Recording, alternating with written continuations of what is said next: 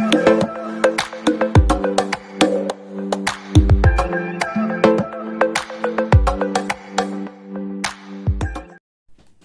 Friends, और कैसन बा?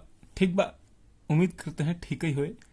तो आज का हमारा टॉपिक क्या है? आज का हमारा टॉपिक है some exception in electronic configuration. पिछले वीडियो में हमने कुछ देखा था। मैंने आपको बताया था कि आप वो चारों रूल एक बार देखना और सोचना कि क्या गलती है उसमें।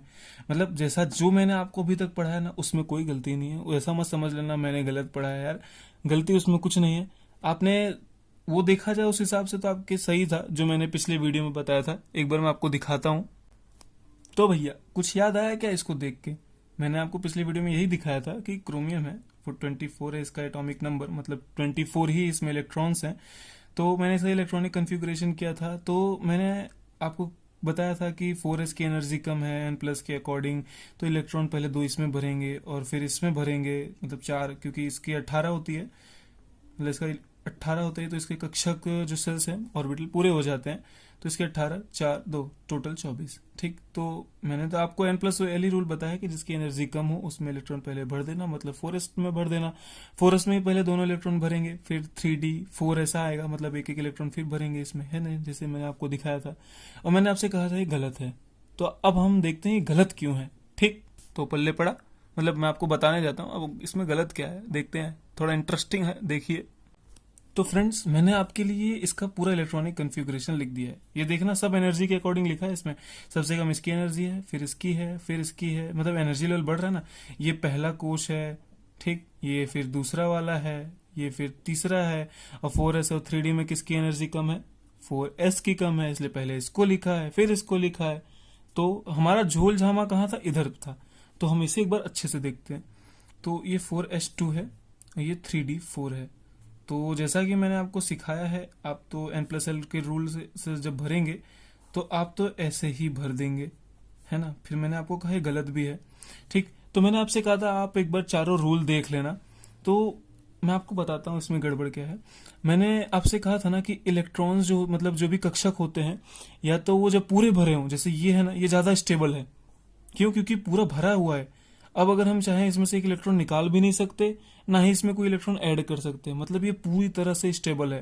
ठीक, अब रही बात डी की, देखते हैं। डी यहाँ पे अनस्टेबल है। क्यों? ये स्टेबल कब होता? जब इसके 5 के पांचों भरे होते। ठीक, ये स्टेबल कब होता?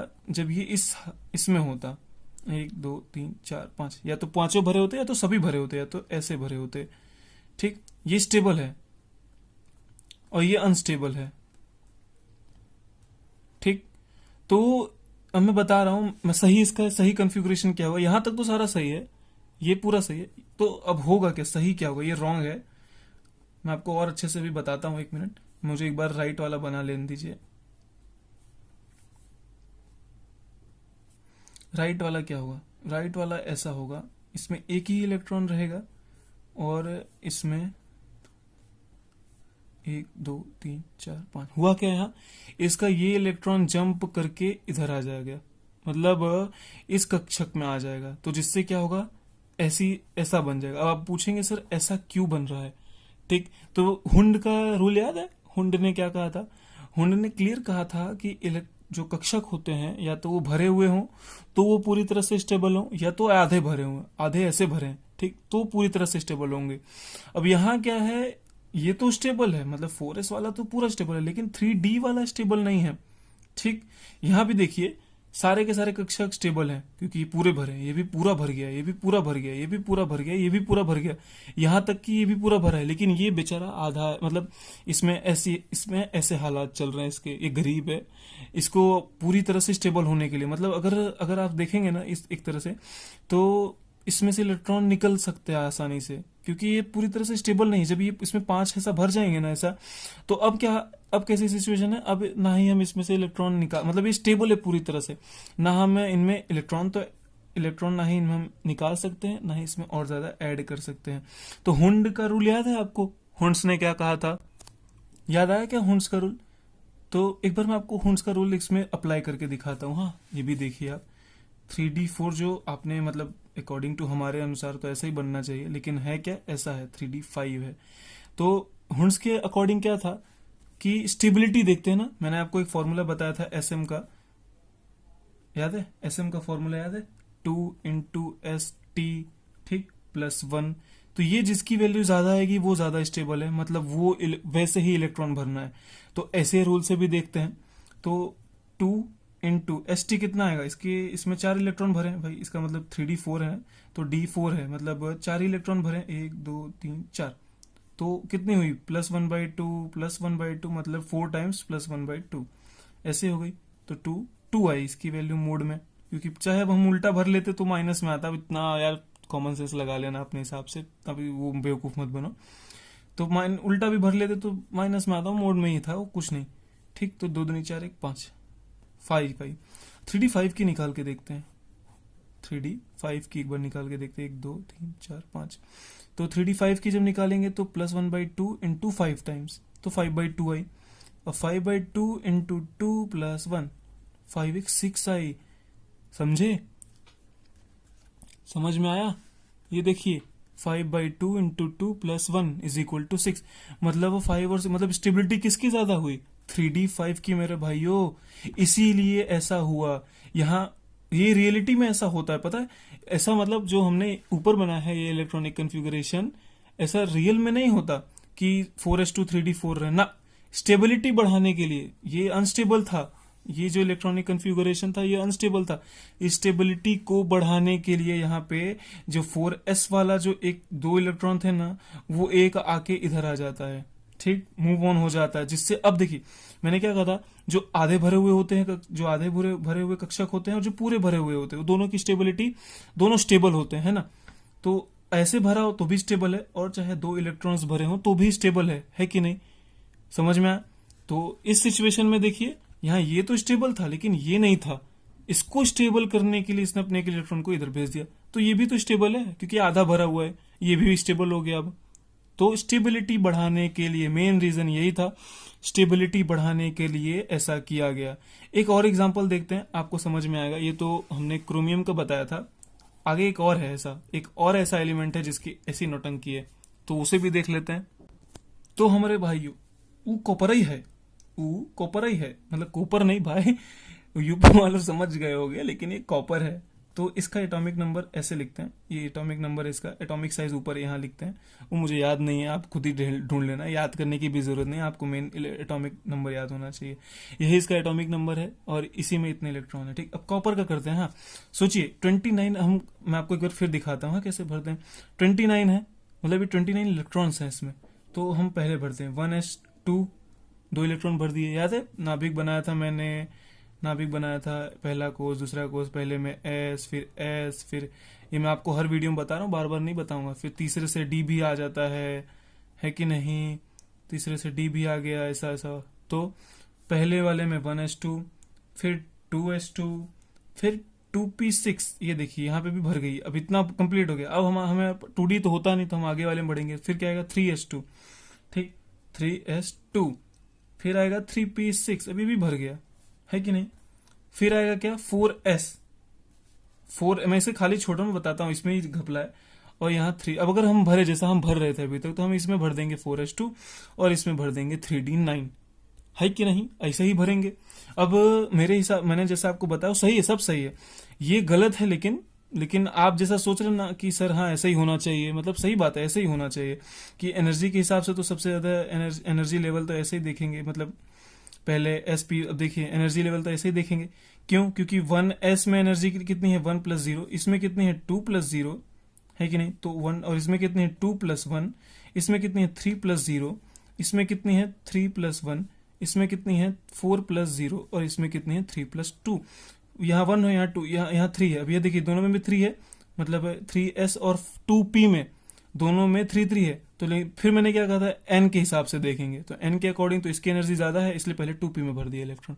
इतना तो सब ठीक है, यहां तक सब ठीक है, क्योंकि सब में भरा है, यहाँ इसमें भी भरा हुआ है, ठीक। सभी स्टेबल है, देखिए सारे के सारे ऑर्बिटल स्टेबल है, 4s2 तक स्टेबल है। दिक्कत कहाँ है? 3d9 में, क्योंकि जब ये पूरा भर जाता ना तो ये स्टेबल हो जाता, है कि नहीं? देखिए 1 2 3 4 5 भरे, अभी भी 4 भरने, एक फिर उल्टा भरेंगे, है ना? मैंने बताया था, भूलना मत।